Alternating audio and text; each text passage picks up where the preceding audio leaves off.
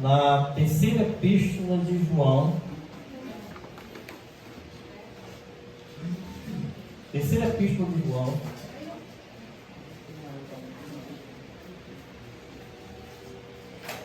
Gostaria que nós lêssemos inicialmente apenas os primeiros 4 versículos. Terceira epístola de João, os primeiros 4 versículos. O presbítero ao amado Gaio, a quem eu amo na verdade. Amado, acima de tudo, faço votos por tua prosperidade e saúde, assim como é próspera a tua alma. Pois fiquei sobremodo alegre pela vinda de irmãos e pelo seu testemunho da tua verdade, como tu andas na verdade.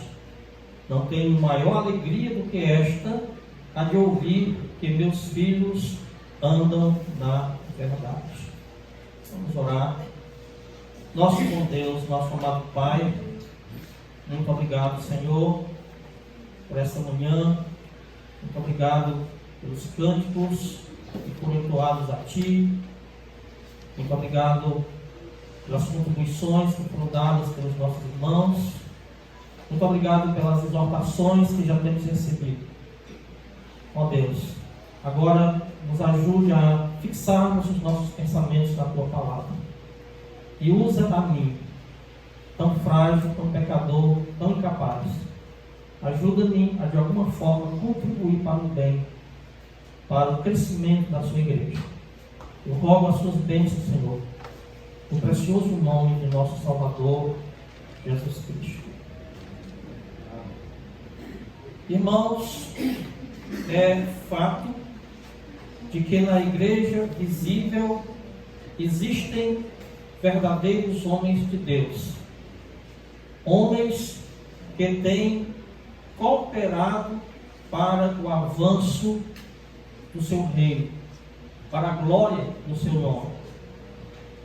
Mas há grande possibilidade também de que existam outros que, ao invés de serem cooperadores e de trazerem glória ao nome do Senhor, trazem prejuízo e desonra à causa de Cristo.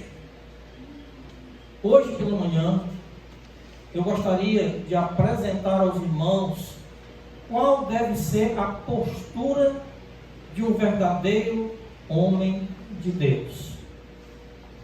E por isso, gostaria que os irmãos fixassem seus olhos e suas mentes nessa terceira epístola de João.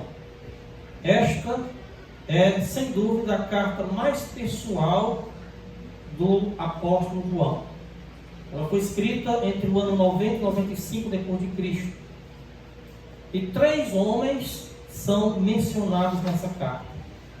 Primeiramente, Gaio, a pessoa para quem João está escrevendo, e ainda outros 2 homens são mencionados, Diótrefes e Demétrio. E através das palavras de João, dirigidas a esses homens, nós veremos qual deve ser a nossa postura como um verdadeiro homem de Deus. Aqui nós temos muitos homens que Deus tem colocado nessa igreja, nessa congregação, homens que ocupam posição de liderança dentro dos seus lares. Qual deve ser a sua postura como um verdadeiro homem de Deus? Qual devem ser as características marcantes que devem estar presentes na vida de cada um de nós como homem de Deus? E há pelo menos 5 características, 5 marcos que fazem parte da postura de um verdadeiro homem de Deus. E nós iremos ver isso à medida que nós estivermos lendo o texto que temos diante de nós. Então, a primeira delas é que um homem de Deus, um verdadeiro homem de Deus, é alguém que cuida de sua própria alma. Observe comigo aí os versículos 1 e 2 da terceira epístola de João. Nos versículos 1 e 2, João, escrevendo essa pequena epístola, diz: o presbítero ao amado Gaio, a quem eu amo na verdade. Amado, acima de tudo faço votos por tua prosperidade e saúde, assim como é próspera a tua alma. João está dizendo: Gaio, eu desejo que tudo esteja indo bem com você.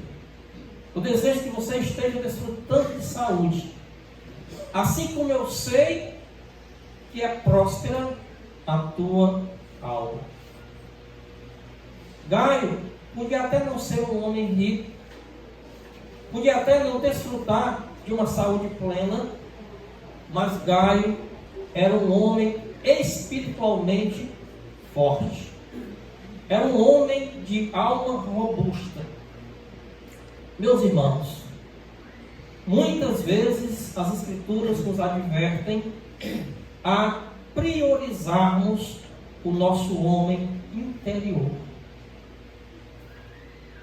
No livro de Provérbios, nós temos um versículo muito conhecido, muito citado, onde o autor aos Provérbios diz: sobre tudo que se deve guardar, guarda o coração, porque dele procedem as fontes da vida.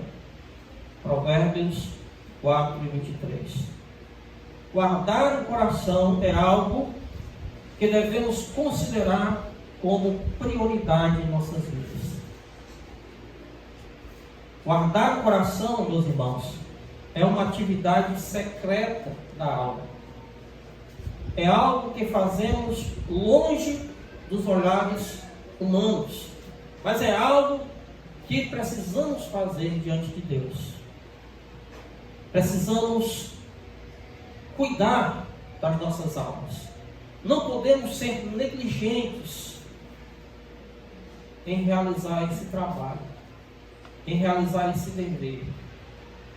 Desprezar essa prática, a prática de cuidar do próprio coração, a prática de zelar pela própria alma, desprezar isso é próprio dos fariseus. O Senhor Jesus Cristo nunca foi tão duro em seu discurso quanto o foi para com os fariseus e saduceus do seu tempo.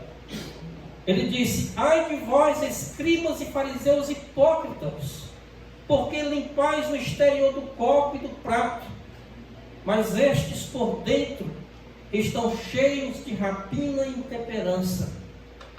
Fariseu cego, limpa primeiro o interior do copo, para que também o seu exterior fique limpo. Os fariseus eram homens que estavam focados tão somente nos aspectos exteriores da religião. Eram dizimistas, frequentavam o templo, davam esmolas, jejuavam, mas ao mesmo tempo que faziam essas coisas exteriores, eles negligenciavam a sua alma, eles negligenciavam o seu próprio coração, eles não cuidavam do seu interior. Deus olhava para os seus corações e os via como um copo limpo por fora, mas sujo por dentro. Deus olhava para os seus corações e os seus corações eram como sepulcros, cheios de todo tipo de impureza. Irmãos, como homens de Deus, nós precisamos desconfiar de nossos próprios corações.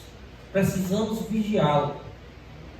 Precisamos constantemente purificar a nossa alma por meio do autoexame, por meio do arrependimento, por meio da confissão de pecados, por meio da aproximação íntima com Deus. Paulo, ao escrever a Timóteo, na sua primeira epístola, ele diz: Timóteo, exercita-te pessoalmente na piedade. Pois o exercício físico para pouco é proveitoso, mas a piedade para tudo é proveitosa, porque tem a promessa da vida que agora é e a da que há de ser. Timóteo, tem cuidado de ti mesmo e da doutrina. Timóteo, exercita-te de maneira pessoal na piedade. O que é piedade? Piedade é a reverência, é o temor, é a admiração reverente que nós demonstramos diante de Deus, diante da sua palavra. O homem de Deus deve ser alguém que exercita-se em atos de reverência. E quais seriam esses atos? Quais são os exercícios que eu, como homem de Deus, preciso realizar? O exercício da oração, especialmente o exercício da oração particular. Nós oramos à nossa mesa, nós oramos enquanto estamos na igreja, nós oramos em nossas reuniões de oração, nós oramos em ocasiões especiais, mas quanto do nosso tempo é devotado à oração particular? Quando nós entramos, irmãos, na presença de Deus, a sós, para orar, nós somos aquilo que realmente somos. Talvez por isso seja tão difícil a prática desse tipo de oração. Que tipo de exercício devemos fazer? A leitura da Escritura, a meditação no texto sagrado. Que tipo de exercício devemos fazer? O congregar-se fielmente, com compromisso, com zelo, com dedicação, congregando-se não simplesmente para cumprir um rito, mas congregando-se para adorar a Deus, congregando-se para aprender de Deus, congregando-se para conhecer melhor os irmãos, para ajudar os irmãos, congregando-se para a glória do nosso Deus. É esse tipo de exercício que deve ter prioridade na vida de um homem de Deus. Meus irmãos, eu não tenho nada contra o exercício físico. Isso iria contra a minha profissão, né? Afinal de contas, eu sou um agente de saúde.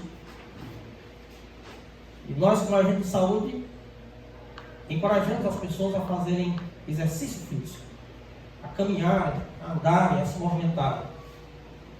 Não sou contra o exercício físico, mas o fato é que muitos homens e mulheres na igreja estão priorizando esse tipo de exercício, colocando esse tipo de exercício como aquilo que é mais importante em sua vida.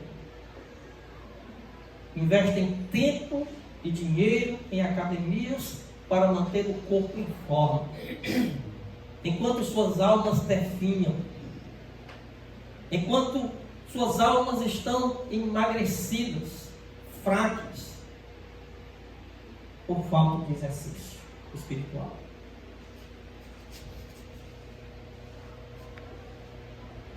As pessoas investem pesado no corpo, enquanto negligenciam suas almas.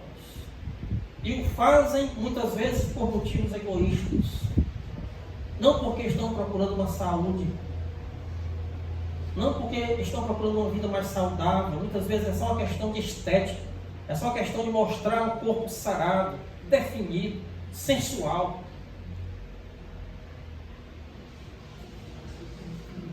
Mas os resultados desse tipo de exercício são temporários. Não adianta. Com o passar dos anos, tudo vai cair. Tudo vai por terra. Porém, o exercício espiritual é proveitoso. Não é? Observe as palavras de Paulo. pois o exercício físico para pouco é proveitoso, mas a piedade para tudo é proveitosa. Então não podemos nos apegar àquilo que tem pouco proveito, em detrimento daquilo que é muito proveitoso. Nada contra exercícios físicos, mas cuidado, para que você não esteja focado apenas nisso, enquanto está negligenciando a sua alma. Meus irmãos, exercitar-se na piedade trará resultados, não apenas para a vida aqui, mas também para a eternidade. Então, a primeira postura de um verdadeiro homem de Deus é que o verdadeiro homem de Deus é alguém que cuida do seu interior, que cuida da sua alma, que não está preocupado apenas com aparências, mas alguém que realmente leva em consideração aquilo que importa, aquilo para o que Deus olha, que é o coração, que é o nosso interior. A segunda postura de um verdadeiro homem espiritual, de um verdadeiro homem de Deus, nós encontramos nos versículos 3 e 4. E a segunda postura de um verdadeiro homem de Deus é que ele, como homem de Deus, exerce influência sobre os outros. Observe aí os versículos 3 e 4. João, referindo-se a Gaio, diz: pois fiquei sobremodo alegre pela vinda de irmãos e pelo seu testemunho da tua verdade, como tu andas na verdade. Não tenho maior alegria do que esta, a de ouvir que os meus filhos andam na verdade. Alguns irmãos que estiveram pessoalmente com Gaio foram impactados por sua vida de santidade, por sua vida piedosa. E ao retornarem para João, relataram aquilo que presenciaram. João diz: eles deram testemunho da tua verdade, como tu andas na verdade. Irmãos, um verdadeiro homem de Deus, ele exerce influência sobre outras pessoas. E ele o faz principalmente por meio do seu testemunho. Andar fala de uma ação contínua.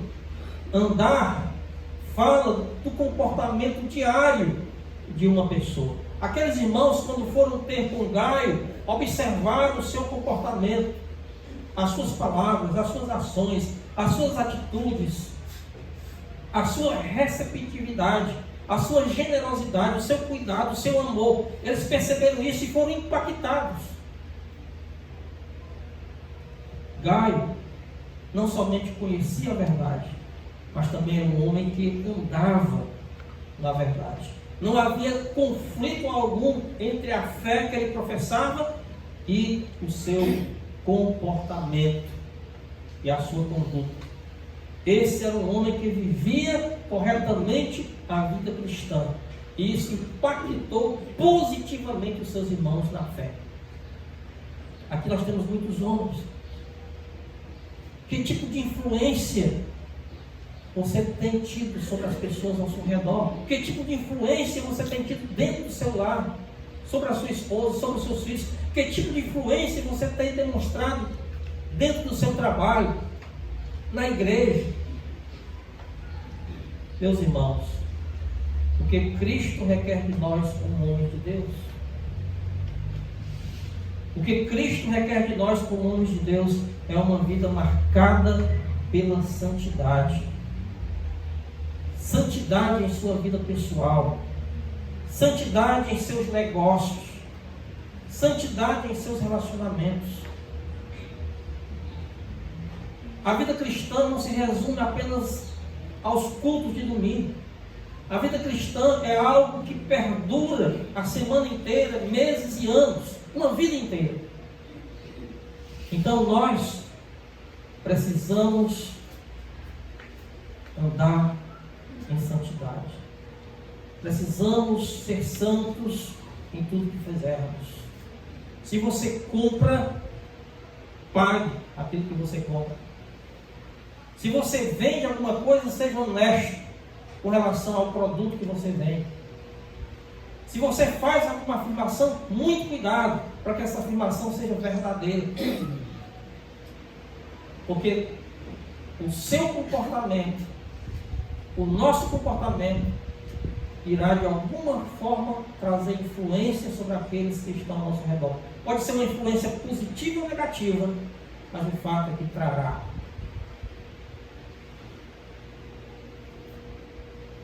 Meus irmãos, precisamos estar separados desse mundo. Na primeira epístola de Pedro, o apóstolo Pedro diz o seguinte: como filhos da obediência, não vos amoldeis às paixões que tinhais anteriormente na vossa ignorância. Pelo contrário, segundo é santo aquele que vos chamou, tornai-vos santos também vós mesmos em todo o vosso procedimento, porque escrito está: sede santos, porque eu sou santo.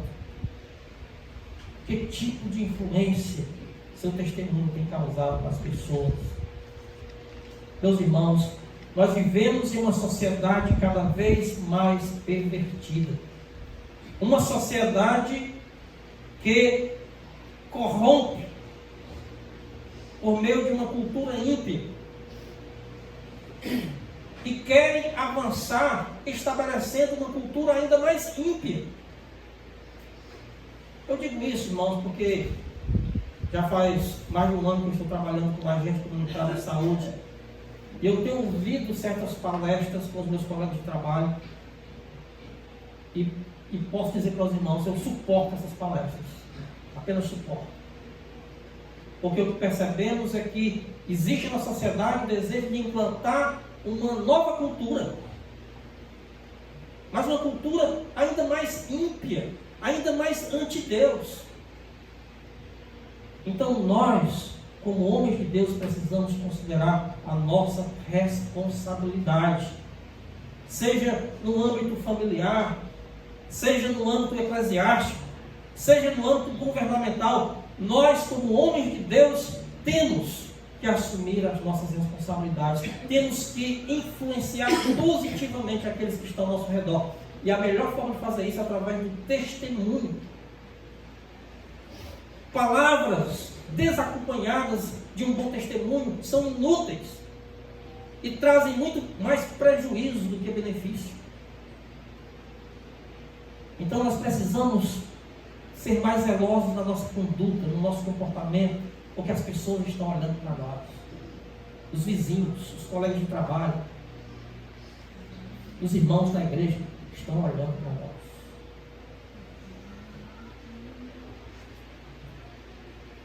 A terceira postura de um homem de Deus, de um verdadeiro homem de Deus, nós encontramos nos versículos 5 a 7 do nosso texto. Então, vocês estão aí com o terceiro João, né?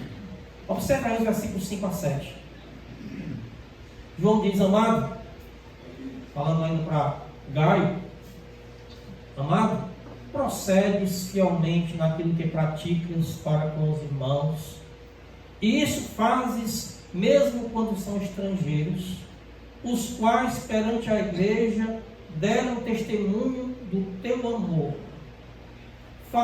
Bem farás encaminhando-nos em sua jornada por modo digno de Deus, pois por causa do nome foi que saíram, nada recebendo dos gentios.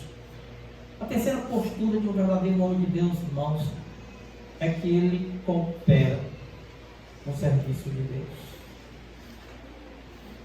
É bem provável que Gaio não fosse um pregador. É bem provável que Gaio era apenas um crente comum. Mas era um forte cooperador do Evangelho. De que maneira? Naqueles dias, existiam muitos pregadores itinerantes. Pregadores que transitavam de uma cidade para outra, proclamando o Evangelho de Jesus Cristo. E as viagens eram extremamente perigosas. As estalagens, elas estavam repletas de ladrões, de prostitutas. Não era um ambiente apropriado para esses pregadores. Portanto, a hospitalidade era não apenas uma demonstração de generosidade, mas a hospitalidade era algo extremamente necessário naquele contexto. Gaio podia não ser um pregador, podia não ser um pastor, podia não ser um líder da igreja, mas Gaio era um homem hospitaleiro. Gaio costumava receber esses mensageiros em sua casa, e ao fazer isso, ele dava a esses homens abrigo, comida, possivelmente até dinheiro, e fazia até mesmo para com aqueles que eram estrangeiros, para com aqueles que ele não conhecia, que ele não tinha intimidade. João, na parte B do versículo 6 até o versículo 8, João encoraja Gaio a prosseguir agindo assim. Ele diz: bem farás encaminhando-os em sua jornada por modo digno de Deus, pois saíram nada recebendo dos gentios. Portanto, devemos acolher esses irmãos para nos tornarmos cooperadores da verdade. Um homem de Deus não é alguém passivo, não é alguém indiferente, não é alguém negligente para com o serviço de Deus. Não, meus irmãos. Um cristão inativo é uma enorme incoerência. Como podemos ser inativos? Como podemos ser negligentes? Como podemos ser passivos diante daquilo que Deus fez por nós? Diante da urgência do Evangelho? Como podemos? A Bíblia diz que nós somos feitura dele, criados em Cristo Jesus para as boas obras, as quais Deus de antemão preparou para que andássemos nelas. Através da sua morte, Cristo, ele nos fez pertencer ao seu reino. E um reino é um ambiente de serviço. No reino existe muito serviço a ser realizado. E é através de nós que Deus trabalha nesse mundo. E para isso Ele mesmo nos equipou com dons espirituais. Na primeira epístola de Pedro, lá no capítulo 4, Pedro diz: servi uns aos outros, cada um conforme o dom que recebeu, como bons despenseiros da multiforme graça de Deus. Servir uns aos outros conforme o dom que recebeu. Você é crente? Você é um homem de Deus? Você tem dons espirituais. Sirva a Deus, sirva na igreja, sirva os seus irmãos de acordo com o dom que você recebeu. Você não precisa fazer o que o pastor Irani faz, o que eu faço, o que qualquer outro irmão faz. Não, cada um serve de acordo com a habilidade que lhe foi concedida por Deus. Mas sirva, se disponibilize, se empenhe, se dedique. Há muito trabalho a ser feito, meus irmãos. Muito trabalho. Eu tenho meu trabalho, eu tenho meu emprego. Sim. Mas existe um outro trabalho, um outro serviço que precisa de atenção, que precisa de dedicação, que precisa de esforço da minha parte para realizá-lo. Qual seria a causa de tamanha negligência da nossa parte? Qual seria a causa da nossa passividade, da nossa inércia no serviço de Deus? Qual seria a causa? Eu acredito que o problema não é exterior. Muitas vezes nós nos desculpamos apontando para causas exteriores a nossa negligência. Ah, mas é porque o meu emprego me consome o tempo todo. Ah, é porque eu não tenho tempo. Ah, é porque meu marido não é crente. Ah, porque minha esposa não é crente. E nós colocamos, nós atribuímos a questões exteriores a nossa passividade, a nossa ausência no serviço de Deus. Eu não acredito que seja uma causa exterior. Eu acredito que o problema é interior.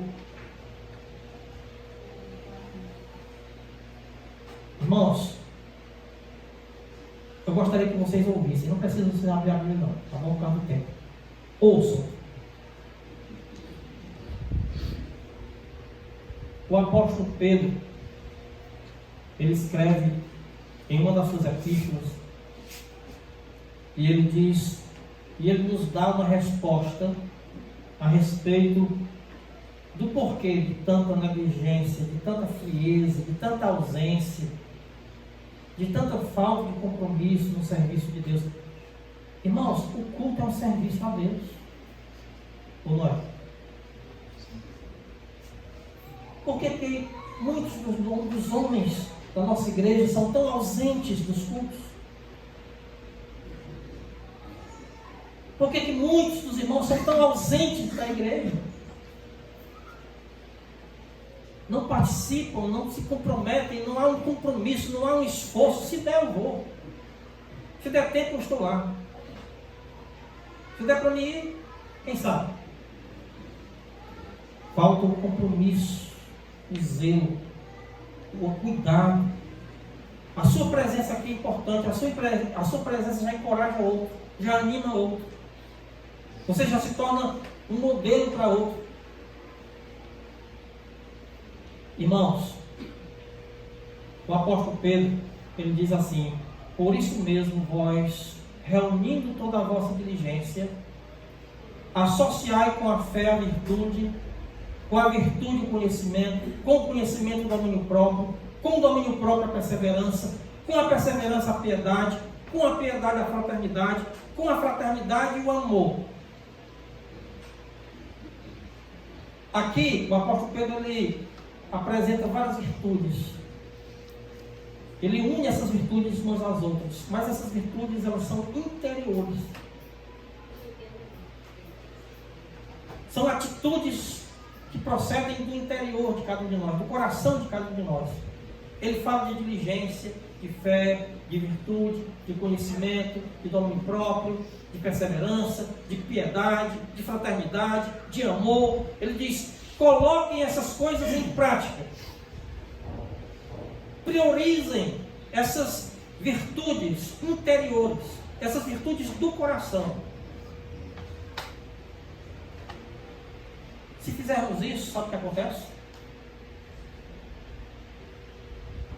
O apóstolo Paulo dizendo, o apóstolo Pedro continua dizendo: porque estas coisas existindo em vós, e em vós aumentando, fazem com que não sejais nem inativos, nem infrutuosos no pleno conhecimento de nosso Senhor Jesus Cristo.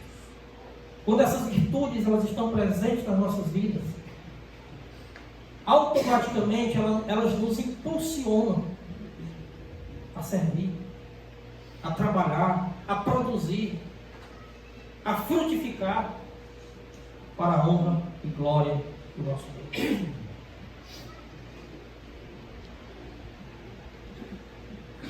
Que possamos ser homens que cooperam. Não importa como. Pode ser tirando uma cadeira daquele quarto e levando para ali, ou trazendo lá para cá. Não importa. Pode ser arrastando um banco desse de um lugar para outro. Não importa. Mas homens que cooperam. Homens que contribuem. Homens que estão fazendo alguma coisa. Homens que não são meros assistentes. Meros espectadores que só veem os outros trabalharem. E geralmente essas pessoas que só olham para os outros trabalharem são críticos. Encontram defeito em tudo. Porque eles mesmos não estão envolvidos com aquele serviço.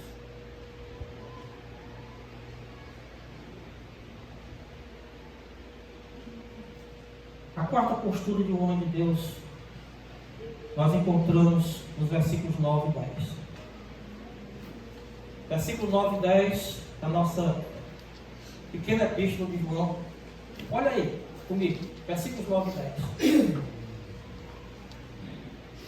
O apóstolo João diz: escrevi alguma coisa à igreja, mas Diótrefes, que gosta de exercer a primazia entre eles, não nos dá acolhida. Por isso, se eu for aí, far-lhe-ei lembradas as obras que ele pratica, proferindo contra nós palavras maliciosas. E não satisfeito com estas coisas, nem ele mesmo acolhe os irmãos, como impede os que querem recebê-los e os expulsa da igreja. Agora, um segundo homem é mencionado por João. Primeiramente ele falou de Gaio, agora ele fala desse outro homem chamado Diótrefes. É muito interessante o significado desse nome. O nome Diótrefes significa nutrido por Deus. Maravilha, né? Um homem nutrido por Deus. Mas, irmãos, o fato é que Diótrefes não era nutrido por Deus. Diótrefes era nutrido pelo ego. Era nutrido pelo orgulho. E a quarta postura de um verdadeiro homem de Deus é que ele tem coragem suficiente para expor e confrontar o pecado. Naquela igreja, naquela congregação em que Gaio fazia parte, havia também esse outro homem chamado Diótrefes, nutrido por Deus. Mas Diótrefes era um homem orgulhoso. Ao invés de ser cheio do Espírito Santo, era um homem cheio de si mesmo. João diz: olha, eu escrevi alguma coisa à igreja, mas Diótrefes, que gosta de exercer a primazia entre eles, não nos dá acolhida. E aqui nós vemos um enorme contraste entre Diótrefes e Gaio. Gaio era um homem humilde, que andava na verdade, que procurava servir. Enquanto que Diótrefes era alguém que buscava constantemente a autopromoção. João diz que ele gostava de exercer a primazia entre os irmãos. Diótrefes era aquele homem que queria sempre o primeiro lugar. Diótrefes queria sempre ser o primeiro a falar, o primeiro a ser consultado, o primeiro a ser mencionado. Ele queria sempre ser o primeiro. Ele queria ter primazia entre seus irmãos. Isso é orgulho. Isso é orgulho. Todos nós, vez por outra, temos essa atitude. Nós nos impacientamos quando estamos em uma fila, né? Porque nós queremos ser o primeiro a ser atendido. Ou não? Irmãos, o orgulho é a raiz de todos os demais pecados. E uma pessoa orgulhosa, inevitavelmente, se tornará um obstáculo ao serviço de Deus. João havia escrito alguma coisa para a igreja e provavelmente Diótrefes destruiu aquela carta. O problema de Diótrefes não era teológico, não era doutrinário, mas o problema de Diótrefes era o orgulho. Era um homem extremamente orgulhoso. E por isso, precisava ser confrontado. Precisava ser chamado a atenção. O seu pecado precisava ser exposto. Homens de Deus precisam ter essa postura de expor e confrontar o pecado onde quer que ele esteja. Seja em nós, seja em nossa casa, seja na igreja. Estará disposto a se opor ao pecado em qualquer lugar que se encontre, não é? Até mesmo estará disposto a se opor às práticas de sua própria mãe, se isso for necessário. Diótrefes era maledicente. O apóstolo João disse que ele proferia mentiras, proferia contra João palavras maliciosas. Ele era um maledicente, ele era um homem improdutivo. A Bíblia diz que ele, não satisfeito com as coisas que ele já fazia, ele mesmo não acolhia os irmãos. Diótrefes era autoritário, não é? Ele impedia que os irmãos realizassem o serviço de Deus, impedia que os irmãos recebessem aqueles missionários, recebessem aqueles que estavam à frente do serviço de Deus, e os expulsava da igreja. O pecado precisa ser confrontado, precisa ser exposto. E às vezes é necessário coragem para isso. É necessário coragem para isso. Essa não é uma responsabilidade apenas pastoral. Não. Essa é uma responsabilidade dos homens, de todos os homens da igreja, de todos nós como igreja. Mas eu estou me referindo especialmente aos homens como liderança da igreja. E por último, irmãos, um verdadeiro homem de Deus não apenas é alguém que expõe e confronta o pecado, mas é também alguém que reconhece as virtudes e o serviço de seus irmãos na fé. O fato é que há homens de Deus que têm se esforçado, que têm trabalhado, que têm se dedicado. Eu louvo a Deus, eu olho para a nossa igreja, para a minha igreja, né? É a minha igreja aqui em Praia, eu olho e eu louvo a Deus pelos homens dessa igreja que têm se levantado, que têm se disponibilizado, que têm se empenhado, que têm se dedicado, que têm realmente dado de si para o avanço da obra de Deus. Eu louvo a Deus por isso. Esses homens precisam ser reconhecidos. Não porque eles querem ser reconhecidos, não porque buscam reconhecimento, mas porque é bíblico. É bíblico. E o verdadeiro homem de Deus, ele reconhece as virtudes de seus irmãos, ele reconhece o serviço, a dedicação, o empenho dos seus irmãos. Ele não os ignora. E nós vemos isso claramente, irmãos. Nós vemos isso claramente nos versículos 11 e 12. Nos versículos 11 e 12, João, agora, ele menciona o terceiro homem, né?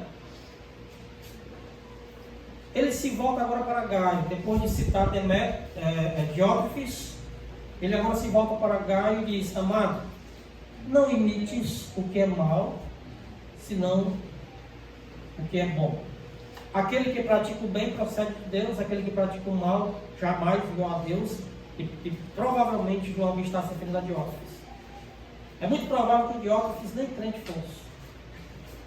Era apenas um incrédulo, querendo que os seus desejos fossem realizados dentro da igreja.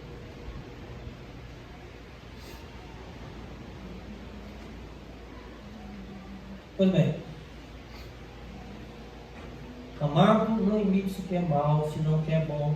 Aquele que pratica o bem procede de Deus. Aquele que pratica o mal jamais viu a Deus. Quanto a Demétrio, e agora João cita Demétrio, o terceiro homem. Quanto a Demétrio, todos lhe dão testemunho, até a própria verdade. E nós também damos testemunho, e sabes que o nosso testemunho é verdadeiro. Naquela igreja havia um grande problema, que eram as atitudes autoritárias, orgulhosas, prepotentes de Diótrefes, mas havia também Demétrio, que era um servo fiel, um homem temente a Deus, um homem que amava a Deus.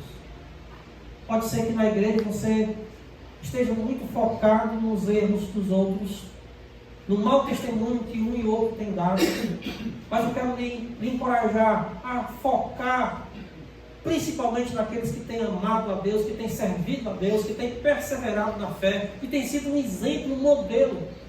Fixe o seu olhar principalmente nesses homens e siga o exemplo deles. Sinta-se encorajado por eles. João, diante da situação de Gaio, aponta para Demétrio como lenitivo, como alguém poderia encorajá-lo, como alguém poderia apoiá-lo naquela luta difícil com Diótrefes. Reconhecer as virtudes e o serviço de outras pessoas é uma atitude correta, bíblica, que deve ser feita por todos nós. Paulo fez isso muitas vezes. Nas suas epístolas. Eu vou citar apenas 2 exemplos aqui do apóstolo Paulo, reconhecendo as virtudes, o trabalho, o serviço, a dedicação de outros servos de Deus. Paulo foi um gigante do cristianismo, né? Foi um grande homem de Deus, realizou grandes coisas, plantou muitas igrejas, desbravou campos missionários terrivelmente difíceis, mas Paulo não estava só. Ele tinha cooperadores, ele tinha homens que o apoiaram, que o ajudaram. Então, quando ele escreve a sua carta aos Romanos, lá no final, lá no capítulo 16, o apóstolo Paulo diz assim: saudai Priscila e Áquila, meus cooperadores em Cristo Jesus, os quais pela minha vida arriscaram a própria cabeça, e isto lhes agradeço. Não somente eu, mas também todas as igrejas dos gentios. O procedimento fiel de Priscila e Áquila, a dedicação deles, o zelo deles, o apoio deles para com Paulo, foi reconhecido não apenas por Paulo, mas por todas as igrejas. Irmãos, o reconhecimento é uma fonte de encorajamento. É uma demonstração de gratidão diante daquilo que Deus tem realizado através daqueles irmãos. Quando escreve aos Colossenses, lá no capítulo 4, o apóstolo Paulo fala de Epáfras. E ele diz: saúda-vos Epáfras, que é dentre vós servo de Cristo Jesus, o qual, observe, o qual se esforça sobremaneira continuamente por vós nas orações, para que vos conserveis perfeitos e plenamente convictos em toda a vontade de Deus. E dele dou testemunho, de que muito se preocupa por vós, pelos de Laodiceia e pelos de Hierápolis. Paulo, irmãos, está escrevendo uma carta a uma igreja. Ele não precisava estar citando pessoas, citando o nome de pessoas, não precisava fazer isso. Mas por que ele fazia isso? Porque um verdadeiro homem de Deus reconhece as virtudes e o serviço de seus irmãos com fé. Não para a glória deles, mas para a glória de Deus, reconhecendo o poder de Deus exercido na vida daquelas pessoas, daqueles irmãos. Eu louvo a Deus pelos irmãos que têm servido, eu louvo a Deus pelos homens mais velhos, eu louvo a Deus pelos homens mais novos. Eu estou muito feliz com o Micael, eu estou muito feliz com o Mateus, estou muito feliz com o Adriano. São jovens que hoje estão na linha de frente, que têm se dedicado, que têm empenhado, que têm tido um zelo muito grande com o estudo e o ensino da palavra. Devemos encorajar esses irmãos, devemos animá-los, devemos apoiá-los, para que eles produzam não apenas aqui, mas em outros lugares, se assim Deus permitir. Então, homens, que nós nos sintamos hoje desafiados a ser verdadeiros homens de Deus. Homens que cuidam de sua alma, homens que exercem influência sobre outras pessoas, homens que cooperam no serviço de Deus, homens que expõem e confrontam o pecado, homens que reconhecem as virtudes e o serviço de seus irmãos na fé. Vamos orar.